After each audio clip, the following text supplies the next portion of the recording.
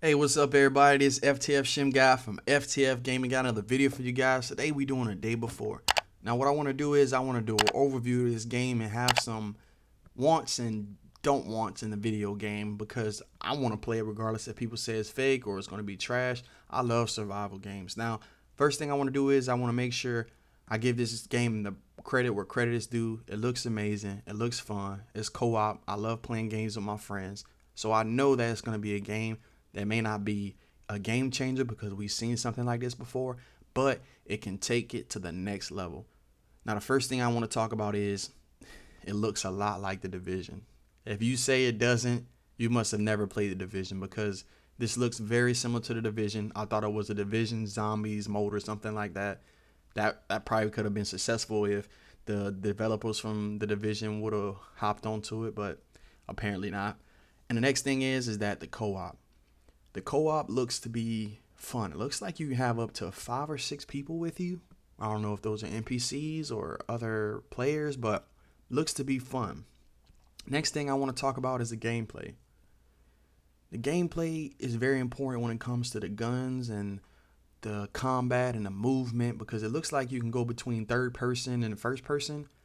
If the movement is very clunky, this game can be terrible because if you look at it, it has a lot of things. It has a lot of buildings, has a lot of structure, has a lot of vehicles.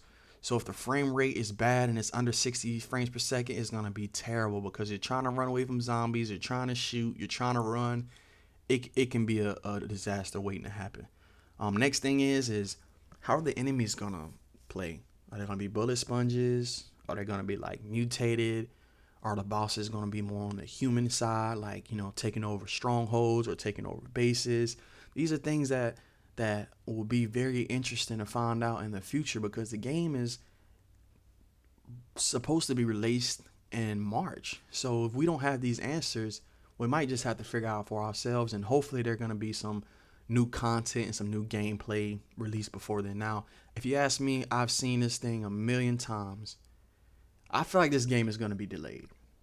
I'm not saying I know that for a fact, but based on the information that I'm seeing that's on the internet and the rumors people are saying, I think this game is going to be delayed. So hopefully it's not delayed, and hopefully it has the hype that it shows to be promising right now.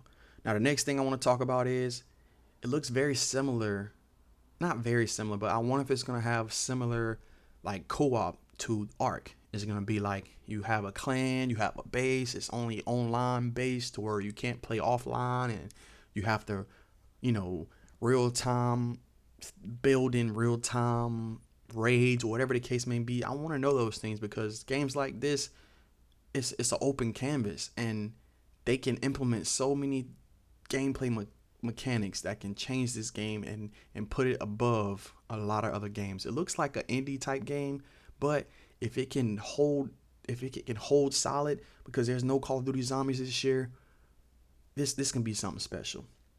Next thing I want to know is the health, the leveling up. I wonder how all these things are going to work. Like something like this is very fun because we never seen a game similar to this. We don't had so many things where we're like, oh man, GT Online need to get a zombie mode, or oh man, like, Outbreak was pretty cool open world. But if you think about it, there's not many open world zombie games on the market. Yeah, you had some that were like single player based and you had Left 4 Dead and stuff like that, but things like this where it's primarily co-op and it's in a big city and you can drive vehicles, this can be a very promising game. Now, the next thing I want to know is it going to have like an escape from Tarkov type gameplay or game mode where you're fighting against zombies, you're fighting against PvP, and you're trying to get loot, you're trying to get guns. That can be very exciting if you ask me, because at the end of the day, that's what makes games fun. The risk and reward. 9 times out of 10, when I play Warzone, what makes the game fun is that I'm trying to survive, I'm trying to run, I'm trying to get to the circle. Like, those things make the games fun. Yeah, killing people is fun, but when you can show your IQ within a game to help you get the edge on your opponent, it's a good feeling. Now, the next thing is that how will the NPCs work?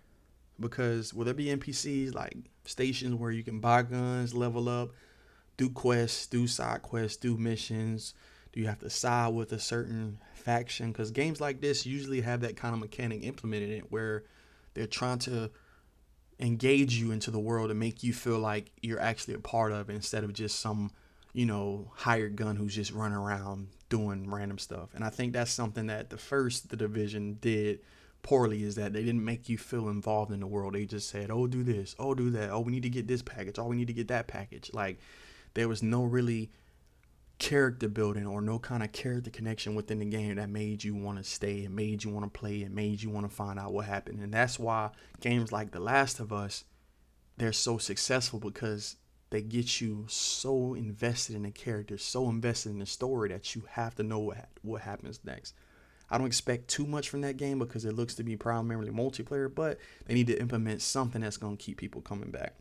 Now, the last thing I want to talk about is it cross-platform?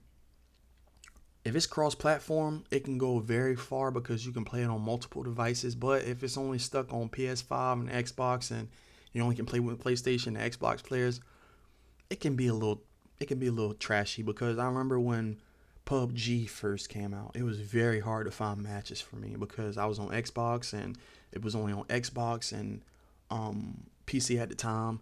So it was very hard to find matches. But when you do cross-platform, not only does it make the matches more abundant, but it also helps with the servers. I feel like the servers are more stronger because they know they have to hold more of a player base on it. So those are the things that I think that make this game successful, or things that can make this game flop. This has been FTF Shim Guy from FTF Gaming. I hope this video has been helpful. Thank you.